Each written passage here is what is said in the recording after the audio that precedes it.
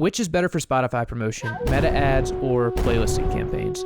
I get asked this a lot probably just because I talk about these things a lot. So I've run meta ads campaigns for clients. I have an agency that does that now.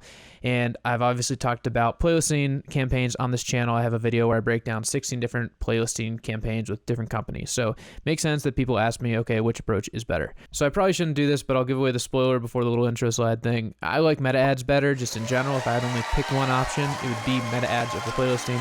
But I do think playlisting has a place, and there's some really good things about playlisting campaigns too. So in this video, I'll just break down how each approach works, the results you can expect, the pros and the cons, and I'll actually show you a bunch of examples of artists that have used playlisting or meta ads and what it looks like on the actual Spotify for Artists data side. And so with that said, let's get into it.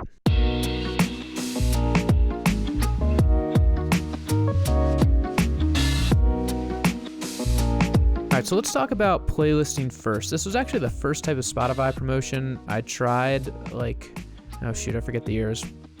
In the 2010s, it wasn't the 2020s yet, it was before COVID.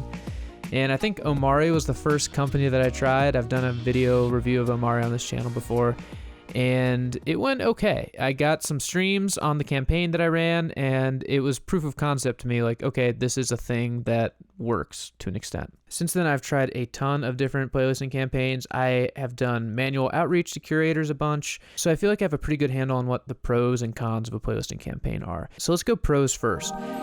The main pro of a playlisting campaign is that it is still the most cost-efficient way to get a high volume of streams. So it's pretty standard to get a cost per stream of under 5 cents. I would say 3 to 6, 3 to 8 cents is kind of an average cost per stream in a playlisting campaign.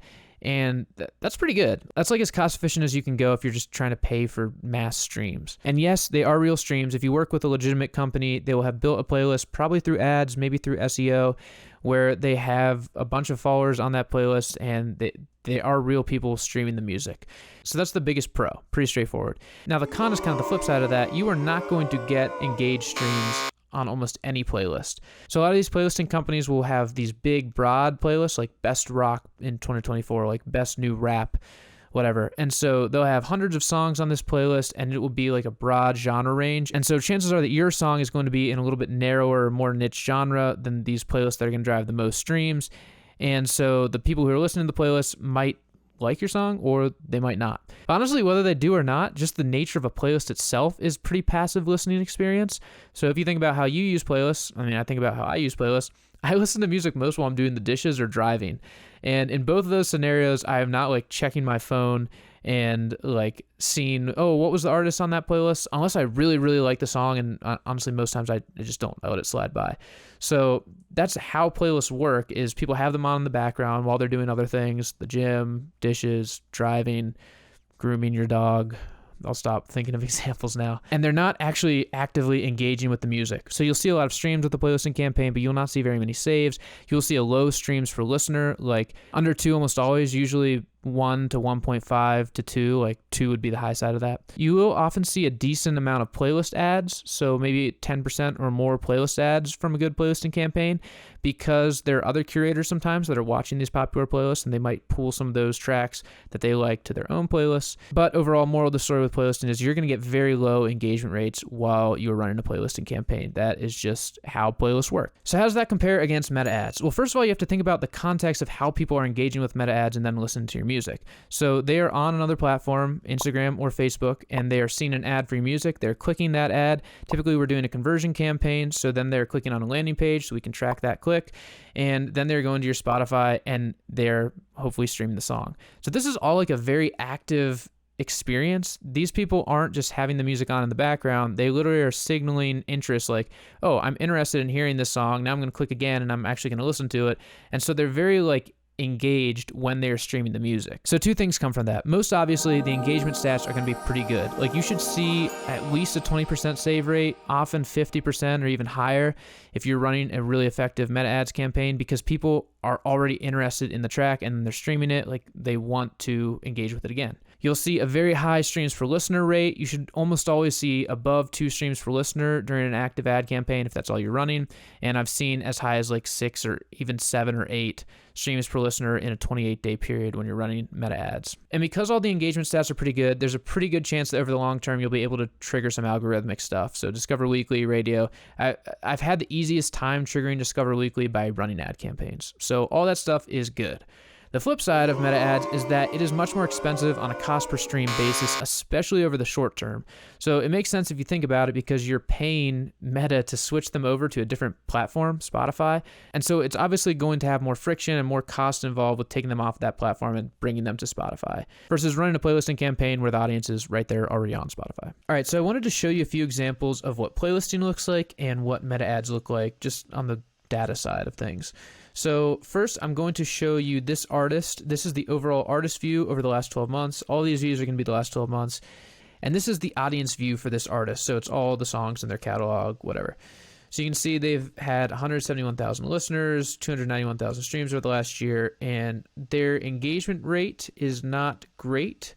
And especially their save rate is pretty bad, and the streams per listener is pretty bad. And this is unsurprising because they've only run playlisting campaigns during this time, and it's pretty clear where those playlisting campaigns happen. So you can see here, this playlisting campaign did trigger Discover Weekly some. They were getting some Discover Weekly love, and then bam, back down after they go off of it. And then kind of creeping along, another playlisting campaign for another new release, another playlisting campaign. They're currently in the midst of a playlisting campaign right now. So you kind of get the idea. This is an artist that is getting some decent streaming numbers, but it is very up and down, spiky, based on when they're paying for playlisting and when they're not. So not a bad approach. Did get some Discover Weekly traction. I don't know if I have the budget numbers for this one, but I would say it was probably mid-level type of thing. But that is what a year of trying playlisting campaigns will look like. Now here's another artist. This is also the audience view that did one playlisting campaign right out of range here and then hasn't done any promotion to any of their catalog over the course of this year.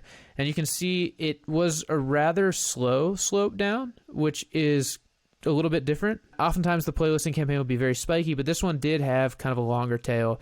But now at this point, they are back down to 40s, 50s, 60s, whatever, after being at a peak of thousands of plays a day. And again, you'll see the streams per listener is under 2, the saves rate is under 10, and the engagement rate isn't great either. That is what it looks like if you just do a playlisting campaign that goes pretty well and then don't do anything for a long time. And then the last playlisting bit of data I wanted to show you, this is just a particular song. So this is one song that this artist promoted, and you can see, oh, look, they're going from almost nothing that, oh, all of a sudden they're getting hundreds of plays a day. They're on there for about, maybe it looks like a couple months, and then taken off and immediately kind of plunged down back to where they were. So this actually has a decent streams per listener ratio and a very, very bad saves rate. So honestly, it looks a little bit sketchy how bad the saves rate is with that streams per listener rate. So I'm not sure what's going on there, but this is what a playlisting campaign looks like for one song. If you just run one playlisting campaign that just brings the numbers in but doesn't really generate any engagement, this is the type of thing that you will see. Now let's switch over to the ad side of things, what you can expect if you run a decent ads campaign. So this is an artist that I've featured before in a couple of videos. We did run a little bit of a Submit Hub campaign right in here, but we really started running ads somewhere in here, and then it's just been ads the rest of the year. And then I actually turned off ads for this artist somewhere in February, and so you can see it hasn't been at least a huge slope, it hasn't been a steep slope down after turning off the ads, although it has kind of trended downward before we had this Discover Weekly just yesterday. So overall budget for this, I think this artist spent about $2,400 over the course of 8 months on ads. You can see the engagement stats are pretty good. 3.459 streams per listener, that's pretty good. Save rate, a little bit above 10%, that is pretty good. And engagement rate, even higher than that, pretty good. So that is why it's a longer tail with ads than if you do a playlisting campaign. Because they're engaged listeners, there's just not a steep drop off, and you typically have longer lasting algorithmic boost as well. So here's a test artist that I actually made for a course that I put together, and I ran ads for this artist for 2-3 months, and then I just turned them off. By the way, this spike is the Spotify bot attack classic. And I did get a note from DistroKid saying that I had a strike on my account for this. But you can see it's really clear where I turned off the ads right here. And it did go back down. And now it is sitting around 20, 30 streams a day. So really racking up the money. But you can see before that, there was like one stream, it was literally getting 0 traction, and now it gets a little bit of traction. And I spent around $600 in ads for this over a few months. So definitely more expensive in the short term in a like dollar per stream basis, but much more engaged, and over the next few months it'll probably take up to be a little bit more comparable to a playlisting campaign. All right, and then last, I want to show you an artist that is combining playlisting and ads. So I've also featured this artist in a couple things. We ran ads for this artist right in here, and they simultaneously, like right here, they ran a playlisting campaign, and so you can see that really spiked their Spotify numbers, and they got the best of both worlds. They have a really high streams per listener. They have a very good save rate and engagement rate. And yeah, they went from having like virtually no streams to now having 500,000 streams in less than half a year. So this is what happens if you can have a successful ad campaign and a successful playlisting campaign. And if you put the two together, you can get the best of both worlds with high stream counts and high engagement stats. And that leads to some love from the algorithm. You can see like these are all Discover Weekly spikes. So this artist is just consistently getting Discover Weekly traction at this point. So with all that said and those examples, I just want to give you some practical advice. If you have a $500 budget and you're trying to figure out how to allocate this budget to grow on Spotify, I would say you should allocate at least 80% toward meta ads and 20% or less toward playlisting. So if it's 500, shoot, I gotta do the math now in my head. So 80% would be $400 going to meta ads and $100 going to playlisting. That is about right. You could run a $100 Submit Hub campaign and get pretty good results. There are playlisting companies that will do an intro level campaign for that price point. And then spending $400 on meta ads, you could break that over 2 months. You could do 1 month. But these approaches actually work pretty well together, because with meta ads, you get those high engagement numbers, and with playlisting, you get the bump in actual streams.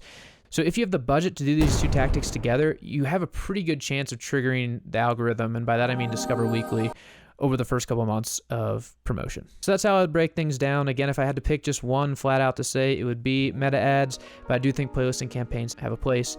Let me know in the comments if you have had success with either of these options, or if you hate one or the other, that's fair too. And if you'd like to try a meta ads campaign, my company, Two Story Media, does this for clients.